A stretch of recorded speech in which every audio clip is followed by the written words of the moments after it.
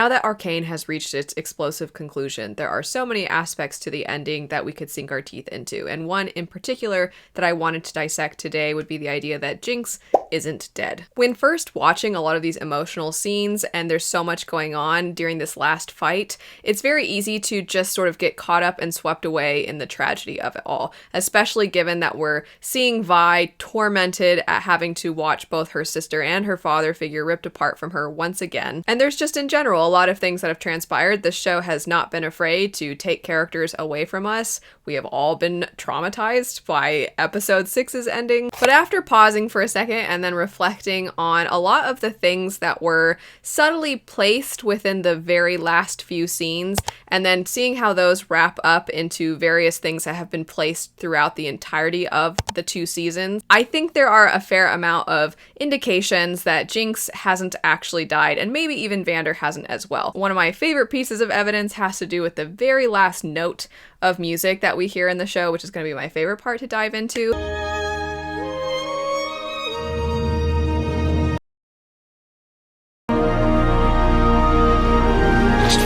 To get into this theory, we'll have to go through the why and the intention behind if Jinx is indeed alive, why would she not go back to Vi? But we'll start first with the evidence behind this theory. Starting with the most obvious piece of evidence, we have the fact that Caitlyn was clearly investigating something in her last scene before she is distracted by Vi's humming. And it's not just the fact that she seems to be looking at the area where Jinx and Vander fell, and also has a piece of equipment from the weaponry that we see Jinx use, sometimes to be defensive and to serve as a decoy. But besides just those factors, we also have the expression on Caitlyn's face. And it almost feels as though it doesn't quite fit with the general tone of the rest of the ending. The rest of the ending is very much, we are in mourning, we have lost so much, yet Caitlyn, very shortly after somebody she cares about has just lost family members, now seems almost happy. It seems at odds with the rest of what's going on. Throughout the course of the series, we have seen that Caitlyn notices details that other people overlook, and I think this is an instance where perhaps she has seen something that reveals to her that Jinx actually did manage to escape. While not the most concrete piece of evidence, I will say tied into this is that, one, we never see the body. And this show has not shied away from showing when there is a body. We have the child that Jace accidentally killed in season 1. We see Ambessa's man when he is killed by Vander/Warwick. So they're not afraid to show you the corpses that are left behind. But in this instance, you see nothing. It could be argued that if there was indeed an explosion, that it's possible there wasn't really anything left behind. But I also question whether the explosion was really able to kill either of these characters. There's also the additional factor that we see Vander's weight alone in that last sequence with Vi is enough to start to bring the platform they are on down. Then when he is falling over the edge and you see Jinx between both Vi and him, you would think in that moment that her body would have been crushed by his grip, or that her shoulder, her arm would have been dislocated.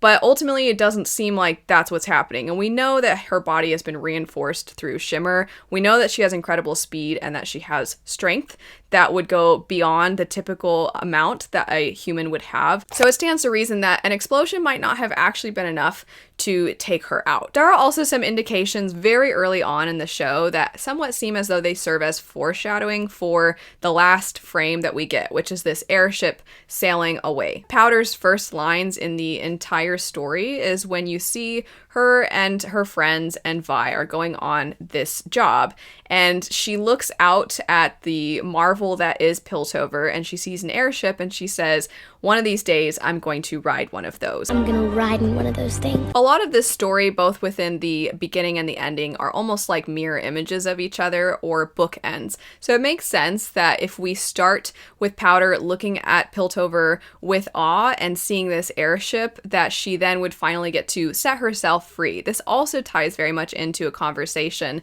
that she has with Silco, or at least her imagining of Silco towards the end, which we will dive into that a little bit more here in a sec. But this conversation is very much about breaking cycles, and there is a sense of freedom that is tied in being able to finally dismantle the bars of your own cage and your own prison cell. And it makes sense that the thing that she wanted to pursue since the time that she was young, she finally has the means to do that. And it's very possible that that airship was actually being controlled by her. There are also some additional subtleties that are tied into this. We not only see Caitlyn's expression being at odds with the general tone of the ending, but it kind of feels as though Vi's is as well. And it makes you wonder who would have asked Caitlyn to look into this situation more. Perhaps Vi already had an idea that maybe her sister wasn't actually dead. We don't really know what transpired with Vi between that moment where she's left alone on the platform and then where we see her in the end. But you would expect that she would want to know more about what happened in those final moments. And she seems maybe not necessarily happy in the end, but she doesn't seem quite as devastated as you might expect. And it is possible that it was because of her questioning that led Caitlyn to do this investigation. It could be that Caitlyn investigated all on her own simply because she cares about Vi and she wants to come to the conclusion of what actually happened. But part of what supports the idea that Vi might have already had an idea of all of this is that with all of both Piltover and Zaun coming together to mourn the loss of so many people, and you see them do this through the physical representation of burning away these pieces of paper, Vi does not partake in this act, and she certainly is somebody who has every reason to partake in this act if she actually lost her family. But we don't see her in this moment, nor do we see her having this sort of solo off to the side moment the same way that Ekko does. So it's very possible that Vi is not mourning the loss of her sister and her father because she doesn't actually believe that they are truly gone, which does bring into the equation, if that's the case, then who was Ekko mourning? And this ties into episode 7. Ekko does have a lot to grieve. He got to experience what life could have been like, and this person he could have maybe even spent his life with, somebody who was a friend and a support system for him. I don't actually think that Ekko is grieving the loss of the Jinx within this world. I think that Ekko is truly finally grieving the loss of Powder. When we had the bridge scene in season 1, we see that he couldn't bring himself to actually follow through with his attacks on Jinx, because deep down I think he really saw Powder beneath all of that. He saw this person that was his childhood friend that he cared very much about. It makes sense that the Powder that he is mourning is actually the Powder from this other dimension as opposed to the Jinx of this timeline, especially given that the spot that he goes to is not actually associated with the Powder and Jinx of this world. So reminder, it was actually Vi who brought Powder to this area. This was more so one of Vi's places that she liked to look out from. In the other timeline, Powder would have never been shown that area specifically by Vi because Vi doesn't show her that area until after the event of that job that went wrong. Powder thus must have discovered this area on her own at some point in this other dimension. So for Ekko to be going to this area specifically where he shared this moment with his friend, it makes sense that that is actually what he's mourning, not the Jinx of this world when he burns the piece of paper. I mentioned that the music has a lot to play into this, but because that's my favorite part of this theory, I'm actually going to save that for the end. And I do want to get into the idea that if Jinx is indeed alive, why would she have kept this a secret from Vi? Why would she not have gone back to her? A lot of this can be rooted in who Vi is to Jinx and how Vi has defined herself. Throughout the series, from the very opening scene, we see that Vi consistently has had to play the role of not only older sister, but parent and protector as well. This was likely a role that Jinx never fully was able to comprehend from a place of experience until after the loss of Isha. From that point on, I think she recognized what it means to want to protect somebody who is in a place that is more vulnerable, who is younger than you. But also, Jinx was able to essentially just fulfill the role as big sister. She didn't really ever find herself fully taking on the role of parent and protector as well. While this isn't ever voiced, it does make sense that Jinx thus would have understood this unspoken weight that Vi had been carrying on her shoulders for all of their lives after the loss of their parents, and it would be a weight that Vi never actually shed. Within the final act of Arcane, we see Jinx have this conversation with Silco, and she is physically imprisoned in this moment. She has essentially put herself in this prison, as you discover from Caitlyn, who says that she volunteered herself, she didn't even resist. And so here she is, it seems starting to have a lack of care about her life, something that's been building over the course of the entire show. And it is in this moment where she ends up having this conversation with Silco. He does tell her, or at least her imagining of him, so you could argue it was actually herself telling her, that we have a tendency to create our own prisons, our own prison cells, and we forge the bars of these cells through various different things. And the key part that I want to focus on is the idea that we do this through the oaths that we make and the promises that we keep. Shortly after this moment is when Vi comes to try and free Jinx, and Jinx has this realization, you're always going to come back for me, aren't you? And then that's when she leaves, and then she has Vi locked away in the cell, and she tells her, I'm breaking the cycle. And I think there's a lot to dissect about just that phrase alone, and it's more than just what we're talking about today. But one of the things that I think she's trying to break is this prison cell, this cycle that Vi herself has consistently put herself within by having this oath to Jinx and having this promise that she's consistently kept to her that she'll always protect her. Add on top of this that she does essentially tell Vi to start living for herself. Vi being able to have what almost looks like a moment of peace in the end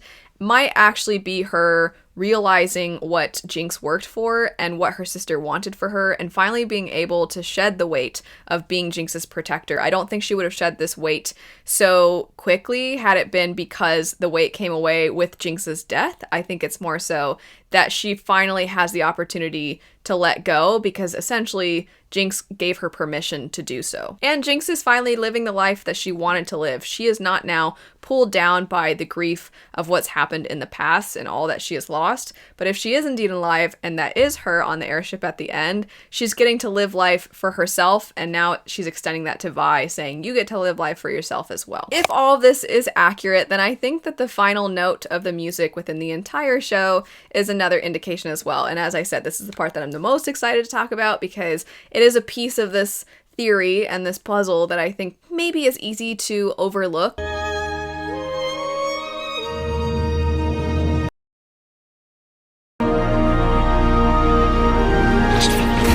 If you recall in the opening scene of the show, there is very haunting mourning music that is playing in the background as you are seeing our characters look out at what has happened, the devastation that has been caused by the enforcers attacking.